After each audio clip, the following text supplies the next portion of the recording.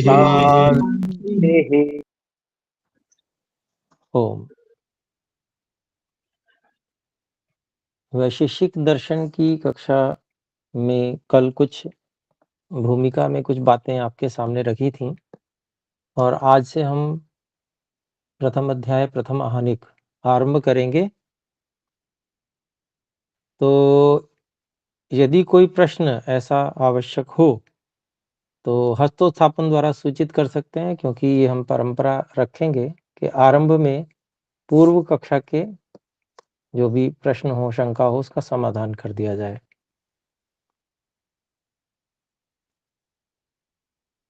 जी, श्रीमान नरेश जी कृपया अनम्यूट करके अपनी बात कहें। आचार्य जी, ये जो वैशेषिक है उसमें हिंदी का भाष्य कहीं उपलब्ध है या नहीं है?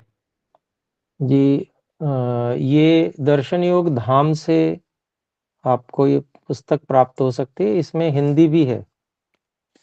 हिंदी का भाष्य जो है संस्कृत के साथ में हिंदी भाष्य भी उपलब्ध है। ठीक है जी। जी जी जी जी, इसकी सारी जानकारी समूह में और समूह के डिस्क्रिप्शन में दी गई है, विवरण में। ठीक है जी। जी आचार्य जी, नमस्ते। ठीक है जी, धन्यवाद। तो फिर हम इसको आरंभ करते हैं। देखिए, ओम वैशेषिक दर्शनम ब्रह्म मुनि भाष्योपेतम स्वामी ब्रह्मविदानंद सूत्रार्थ भाष्यार्थ सहित प्रथमोध्यायः तत्र प्रथम आहनिकम। और इसका जो पहला सूत्र है वह अथातो धर्मम व्याख्यास्यामः, ये पहला सूत्र है। तो जब सूत्र मैं बोलता हूं तो म्यूट रखे आप उसको दोहरा लिया करिए,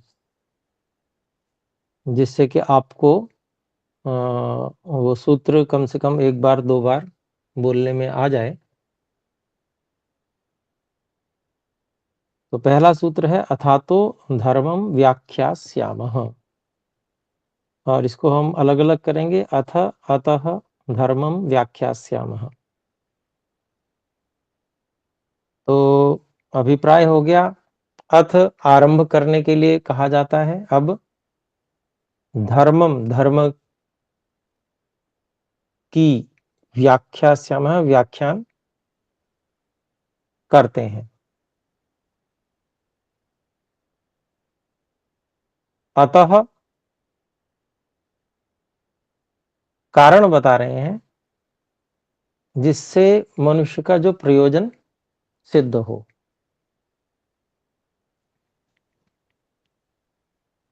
धर्म का व्याख्यान होने से मनुष्य का प्रयोजन सिद्ध हो सकता है।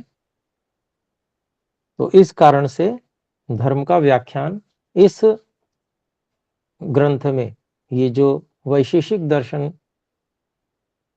सूत्र ग्रंथ है, इसमें होगा। तो इसके भाष्य को जो पूज्य स्वामी ब्रह्म मुनि जी के द्वारा लिखा गया है उसको हम देखते हैं। अथ शब्दो अधिकारार्थ।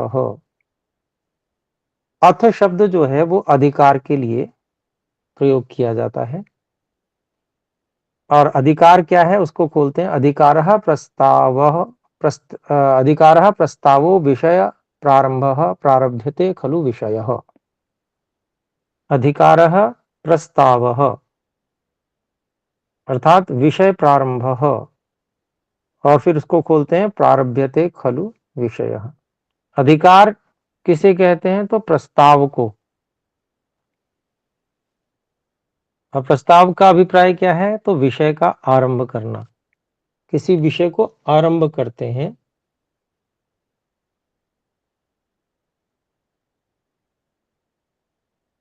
प्रारभ्यते खलु विषय है, एक विषय आरंभ करते हैं। तो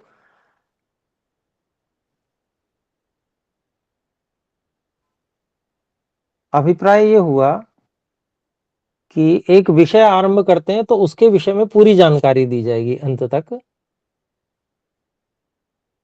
तो उसका एक अथ शब्द अधिकार के लिए है। अधिकार का अभिप्राय यही है कि एक विषय आरंभ करेंगे और उसके विषय में पूरी जानकारी देंगे। फिर आगे कहते हैं संप्रति अतः हेतु। संप्रति का अर्थ हो गया अब। अतः, अतः शब्द जो है वो हेतु के अर्थ में है। आगे इसको खोलते हैं। मानवस्य प्रयोजन सिद्धिर भवेत इति हेतोः। मानव के प्रयोजन की सिद्धि होवे इस हेतु से, इस कारण से। मनुष्य का प्रयोजन सिद्ध हो जाए, ये उसमें कारण है। आगे कहते हैं धर्मम तत् प्रयोजन साधकम धर्मम, अर्थात प्रयोजन सिद्ध करने के लिए जो साधक है, सिद्ध करने वाला है, उस प्रयोजन को सिद्ध करने का साधन जो है वह है धर्म। उस धर्म को व्याख्यास्यामः निरूपयिष्यामः, उसको निरूपित किया जाएगा, अर्थात उसको अच्छे प्रकार से समझाया जाएगा। फिर आगे बताते हैं कि भाई प्रयोजन क्या है।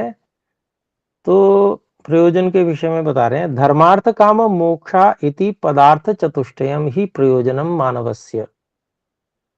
धर्म, अर्थ, काम और मोक्ष, ये जो पदार्थ चतुष्टय है, अर्थात 4 पदों का समूह है जो अर्थवान है, ऐसे 4 पदों का जो समूह है, ये मानव से प्रयोजनम, मनुष्य का, मानव का प्रयोजन है। तो अब इसके विषय में मोटा मोटा समझ लें। धर्म के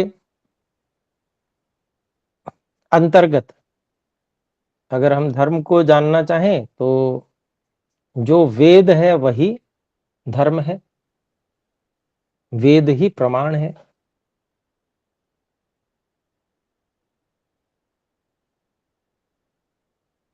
फिर अर्थ,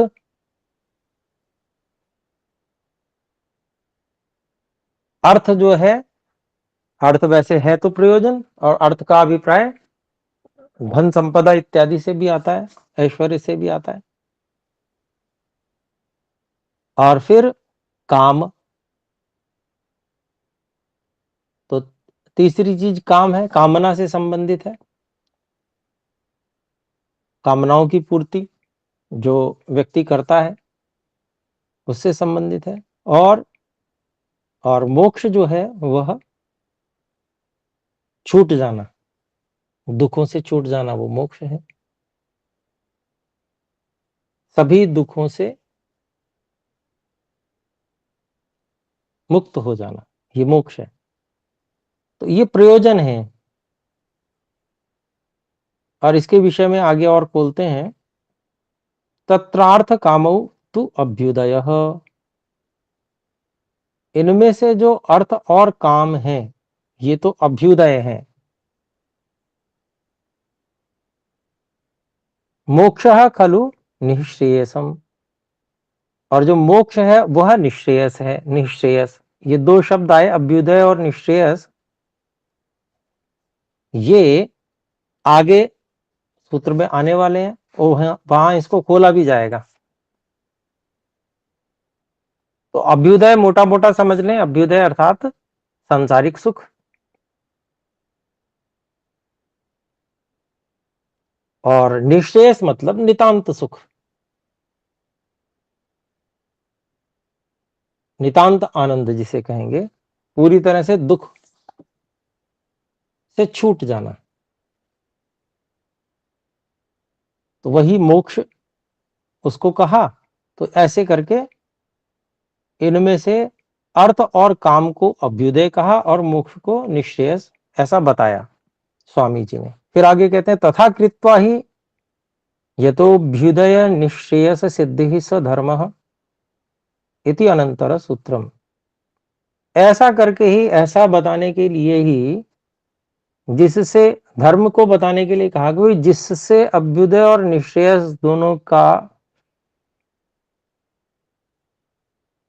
दोनों की प्राप्ति, दोनों की सिद्धि हो जाती है, वो उसे धर्म कहते हैं। एक परिभाषा बता दी। तो अगला सूत्र उसी धर्म को बताने के लिए है। फिर आगे कहते हैं किमत्र मनुस्मृत्यादि धर्म शास्त्रेषु वर्णितो वर्णाश्रम धर्मो यद्वा। पहली बात कही, क्या यहाँ पर मनुस्मृति आदि धर्म शास्त्रों में जो वर्णित वर्णाश्रम धर्म है उसको धर्म कह रहे हैं? यद्वा अथवा, अथातो धर्म जिज्ञासा इति अधिकृत्य जैमिनीय मीमांसा शास्त्रे प्रदर्शितः कर्मकांडाख्यो धर्मो व्याख्यास्यते।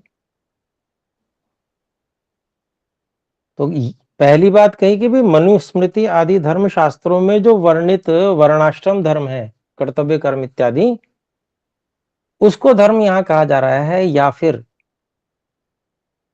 जो धर्म की जिज्ञासा, ऐसा जैमिनीय मीमांसा शास्त्र में, जो मीमांसा दर्शन है उसमें जो प्रथम सूत्र है अथातो धर्म जिज्ञासा, तो वहां कर्मकांड नामक जो धर्म है, यज्ञ हैं, याग हैं इत्यादि, उनका विषय वहां पर है। तो उस कर्मकांड नामक जो धर्म है उसका व्याख्यान यहां किया जाता है, यहां किया जाएगा, व्याख्यास्यते। दो विकल्प बता दिए कि भाई ये है अथवा ये है। फिर कहते हैं किंवा अन्यतमः कश्चित, या फिर कोई और ही, इति जिज्ञासायाम, या फिर कोई और ही है धर्म, इनके अलावा भी हटके कुछ और है। इति जिज्ञासायाम, इस प्रकार से जिज्ञासा में अस्ति इदम वैशेषिकम दर्शनम। तो इस जिज्ञासा का समाधान करने के लिए ये वैशेषिक दर्शन है, बनाया गया है। तो अत्र तो धर्म विशेषस तद्भिन्न एव व्याख्यातुम युक्तः। तो यहां तो जो धर्म विशेष, उनसे भिन्न ही व्याख्यान करना उचित होगा। धर्म विशेष अर्थात जितने अन्य जगह पे बताए गए, मनुस्मृति में है या कर्मकांड नामक जो जैमिनीय मीमांसा दर्शन में है, उन सब से भी विशेष, अलग कुछ भिन्न धर्म यहां पर जो है बताया गया है, ऐसा कहना उचित होगा। उक्तम ही धर्म विशेष प्रसूतात्, चौथे सूत्र में इस बात को कहा भी है कि, तो उसको वहीं पर हम देख लेंगे। आइए, यहां पर जो एक प्रतिज्ञा की गई है कि अब यहां से हम मानव के प्रयोजन की सिद्धि के लिए धर्म का व्याख्यान करेंगे। तो ये महर्षि कणाद जी ने प्रथम सूत्र में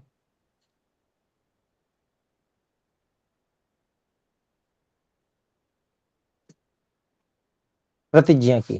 तो अब आगे देखते हैं दूसरा सूत्र जो है उसमें, उसकी भूमिका में स्वामी जी कहते हैं सच धर्म किम स्वरूप किम फलो वा इति उच्यते। वह धर्म किस स्वरूप वाला और किस फल वाला है, इस बात को बताते हैं।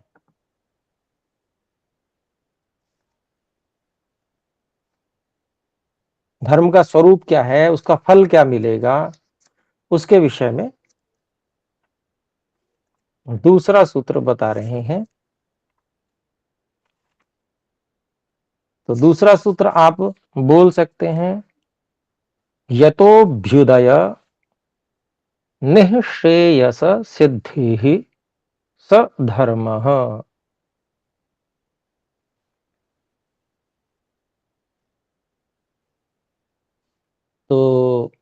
संधि खोल देंगे तो यतः अभ्युदय निःश्रेयस सिद्धि स धर्मः, ऐसा बोलेंगे।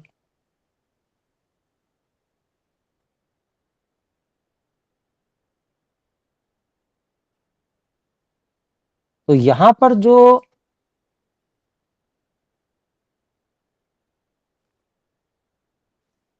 अभिप्राय है इसका कि जिससे, यतः,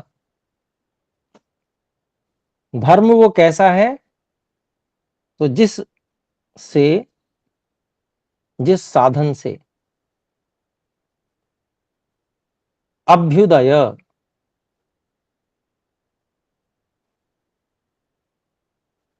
अर्थ और काम,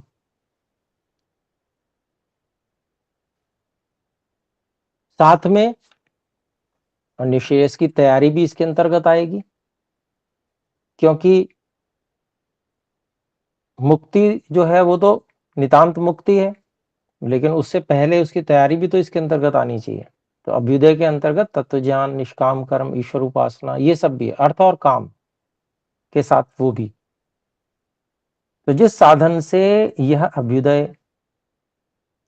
फिर दूसरी चीज निःश्रेयस अर्थात मुक्ति, नितांत मुक्ति जिसे कहते हैं, पूरी तरह से दुखों से छूट जाना, ये जिससे, जिस साधन से सिद्ध होता है उसको धर्म यहां कहा गया है। तो इसका भाष्य देखते हैं स्वामी जी ने क्या किया है। यतः यस्मात् खलु अनुष्ठानाद् इति यावत्,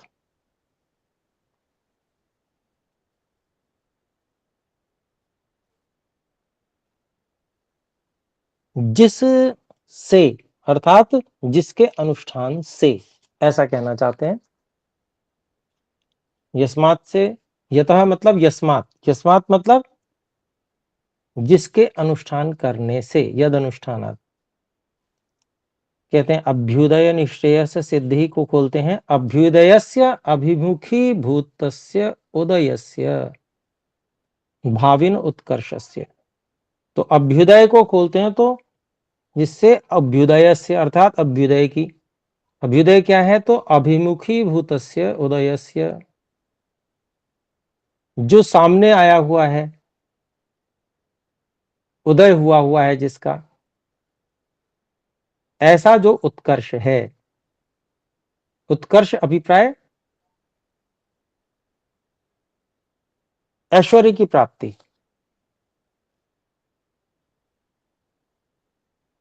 और इसी को खोलते हैं आगे, इह परत्र च जन्मनि सांसारिक सुख ऐश्वर्यस्य।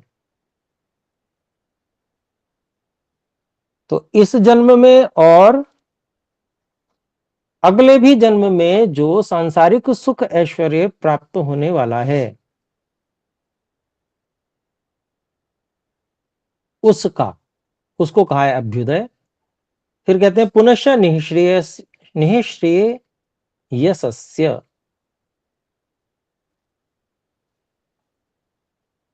अर्थात नितांत कल्याणस्य मोक्षस्य सिद्धिर भवेत्।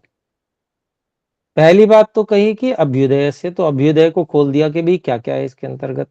उसमें इस जन्म में, अगले जन्म में सांसारिक जो सुख ऐश्वर्य उपलब्ध होते हैं उनकी, और फिर निःश्रेयस से अर्थात नितांत कल्याण से, पूरी तरह से कल्याण, यानी कि जिसमें लेश मात्र भी दुख न हो, ऐसे मोक्ष की सिद्धि जिससे हो।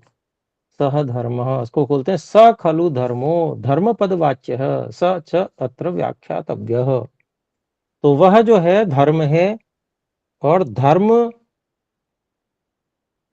शब्द से कहा जाने वाला है, और वही यहाँ पर व्याख्यान करने योग्य है, उसी का यहाँ व्याख्यान किया जाएगा। अब यहाँ पर आगे और व्याख्यान करते हैं स्वामी जी। न केवलम सांसारिक सुख ऐश्वर्यम धर्मो, तो केवल सांसारिक सुख ऐश्वर्य धर्म नहीं है। ये इस प्रकार से कह दिया गया है कि भाई सांसारिक सुख ऐश्वर्य को प्राप्त कराने वाला ऐसा ही धर्म है, ऐसा नहीं है। न च मोक्ष मार्ग चिंतन मात्रम धर्म, और तो मोक्ष की प्राप्ति के लिए, मोक्ष मार्ग के लिए चिंतन करना इतना मात्र भी धर्म नहीं है। किंतु उभय सह भावो यद्वा उभय संपत्तिर धर्म, बल्कि उन दोनों का साथ में रहना, दोनों काम साथ में होना, कि सांसारिक सुख ऐश्वर्य को भी धर्म, वही धर्म प्राप्त कराएगा और मोक्ष भी वही धर्म प्राप्त कराएगा। तो दोनों का साथ में रहना, यद्वा उभय संपत्ति ही, दोनों का साथ, समूह भाव, एक साथ में होना, ये धर्म है। फिर आगे कहते हैं, तदत्र वैशिष्ट्यम यद्भ्युदय रूप भूमिकोपरि निःश्रेयसम अवतिष्ठते। तो तद अत्र वैशिष्ट्यम, उसमें क्या विशेषता क्या है? वो यह है कि अभ्युदय रूप भूमिका ऊपरी, अभ्युदय रूप भूमि के ऊपर निःश्रेयस सम अवतिष्ठते, जो मोक्ष है वह मोक्ष रूपी फल खड़ा होता है उस पर। अर्थात अभ्युदय अगर प्राप्त है व्यक्ति को, अच्छी प्रकार से अभ्युदय का वह उपयोग करता है, जो धर्म से प्राप्त होने योग्य है, तो ऐसे अभ्युदय का यदि सदुपयोग करता है तो उससे क्या, निःश्रेयस उसी के आधार से पर खड़ा हो जाता है, यानी कि उससे निःश्रेयस मोक्ष भी प्राप्त हो जाता है।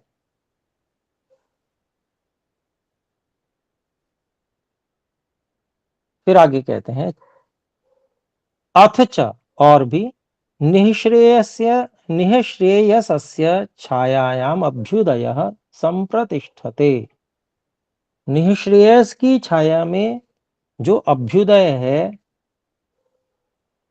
वो अच्छी प्रकार से प्रतिष्ठित होता है, रुका रहता है। अर्थात निःश्रेयस अर्थात मुक्ति की प्राप्ति की इच्छा यदि विद्यमान ना हो तो फिर अभ्युदय भी टिकेगा नहीं, वो कहीं नाश की ओर ले जाएगा, विनाश की ओर ले जाएगा। वो अभ्युदय न होकर अभ्युदय की भ्रांति मात्र होगा, लग रहा होगा कि अभ्युदय है, परंतु वो विनाश की ओर लेके जाएगा, दुखों की ओर लेके जाएगा। तो इसीलिए यहाँ कहा निःश्रेयसस्य छायायाम, निःश्रेयस की छाया में ही अभ्युदय संप्रतिष्ठते, अभ्युदय ठहरता है। और जो सुख साधन होंगे, जो धर्म से उपलब्ध होंगे, और साथ में मोक्ष का, वहां पर मोक्ष की इच्छा और मोक्ष के साधनों को करना वो साथ में जुड़ा हुआ होगा, तब वो अभ्युदय जो है वो सुखदायी भी होगा, ये अभिप्राय है। आगे कहते हैं, धर्मम आश्रित्य अर्थ कामौ साध्यौ तावेवाभ्युदयः प्रयोजनमेकम्। तो इसको खोलते हैं, धर्मम आश्रित्य अर्थ कामौ साध्यौ तौ एव अभ्युदयः प्रयोजनम एकम। तो कहते हैं कि अर्थ और काम धर्म का आश्रय लेकर ही सिद्ध करने योग्य हैं, धर्म से ही अर्थ और काम सिद्ध होते हैं। अर्थात अभिप्राय क्या है कि यहां पर धर्म से विरुद्ध जाकर, यदि वेद से विरुद्ध जाकर, धर्म की बात मैंने सबसे पहले रखी थी, धर्म का अभिप्राय हो गया वेद, तो वेद से विरुद्ध जाकर, वेद से विरुद्ध कर्म करके, वेद की आज्ञा, जो वेद में आज्ञा है ईश्वर की, उसके विरुद्ध कर्म करके जो अर्थ और काम प्राप्त किए जाते हैं, वो वास्तव में आभास मात्र है अर्थ और काम का। वो अनर्थ और कुकाम है, अर्थात वो विनाश के लिए है। ये यहां पर अपने को समझना चाहिए। तो धर्मम आश्रित्य अर्थ कामो साध्यो, तो धर्म का आश्रय लेकर ही अर्थ और काम सिद्ध करने योग्य हैं। तौ एव अभ्युदय प्रयोजनम एकम, और वे दोनों तब ही, जब धर्म का आश्रय लेकर वो प्राप्त किए गए हैं, तभी वो अभ्युदय हैं, जो एक प्रयोजन है, एक प्रयोजन सिद्ध हुआ। इस प्रकार से फिर कहते हैं अपरम च, और दूसरा धर्मम उपजीव्य निःश्रेयसम मोक्षः साध्यः, और धर्म के अनुसार जीवन जीकर ही जो मोक्ष मुक्ति है वो सिद्ध करने योग्य है। तो अर्थ और काम की प्राप्ति करते हुए भी धर्म, मुक्ति प्राप्ति के लिए भी धर्म करना साथ में जुड़ा हुआ है। इसीलिए सूत्रार्थ में हमने बात की थी कि अभ्युदय के अंतर्गत जो है अर्थ और काम तो हैं, लेकिन साथ में जुड़ा हुआ तत्व ज्ञान प्राप्त करने के लिए प्रयास करना, निष्काम कर्म करना, ईश्वर की उपासना करना, अर्थात तीनों को शुद्ध बनाने के लिए प्रयास, ज्ञान कर्म और उपासना तीनों को शुद्ध बनाने के लिए प्रयास, ये अभ्युदय के साथ में जुड़ा हुआ है। यदि ये जुड़ा हुआ नहीं है तो वो अभ्युदय नहीं है, वो अभ्युदय का आभास मात्र है। तो यही यहाँ पर बताया गया है, स्वामी जी के द्वारा भी यही बताया गया है। तो धर्मम उपजीव्य निश्चयसम मोक्षम मोक्षः साध्यः, तो निश्चयस अर्थात मोक्ष जो है वो सिद्ध करने योग्य कैसे है? धर्म के पथ पर चलकर ही। तो इति प्रयोजनम द्वितीय, ये दूसरा प्रयोजन है। तो जिससे दो की सिद्धि होती है, जिससे इन दोनों की सिद्धि हो जाती है, जिससे ये दोनों प्राप्त हो जाते हैं, वही धर्म है, ऐसा कह रहे हैं। एवं प्रयोजन द्वयम साध्यम धर्मता, इस प्रकार से धर्म से दोनों प्रयोजन सिद्ध करने योग्य हैं। यहां पर ये समझने योग्य है कि जो ये परिभाषा की गई है, ये जो लक्षण किया गया है धर्म का,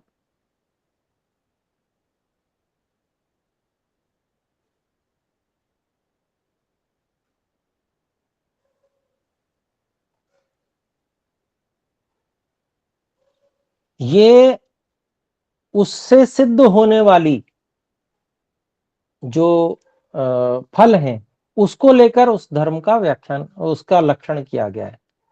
तो एक होता है स्वरूप लक्षण, एक होता है तटस्थ लक्षण। जैसे परमात्मा का जो स्वरूप लक्षण है वो हुआ ईश्वर सच्चित आनंद स्वरूप है। तो ईश्वर के स्वरूप को बताया गया, तो परिभाषा कर दी ईश्वर की इस तरह से। लेकिन एक तटस्थ लक्षण हो गया कि ईश्वर क्या है? ईश्वर सृष्टि निर्माता है।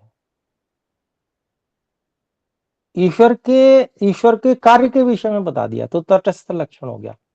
लक्षण दोनों ही है ईश्वर के, परंतु थोड़ी सी भिन्नता। इसी प्रकार से यहां पर भी ये तटस्थ लक्षण के अंतर्गत मान सकते हैं हम कि धर्म का स्वरूप जो बताया गया, उससे क्या सिद्ध होने वाला है उसको बता दिया गया है। तो हमारा समय भी समाप्त हो गया है। इस पे, इन दोनों सूत्रों पे विचार करें, चिंतन करें, और अगली कक्षा में अगर कोई प्रश्न उठता है तो उसको पूछ सकते हैं।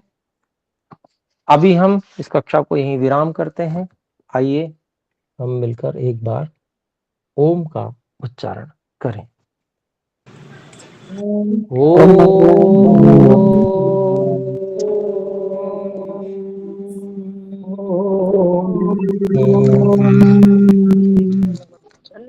सभी को सादर नमस्ते। सादर नमस्ते आचार्य। नमस्ते।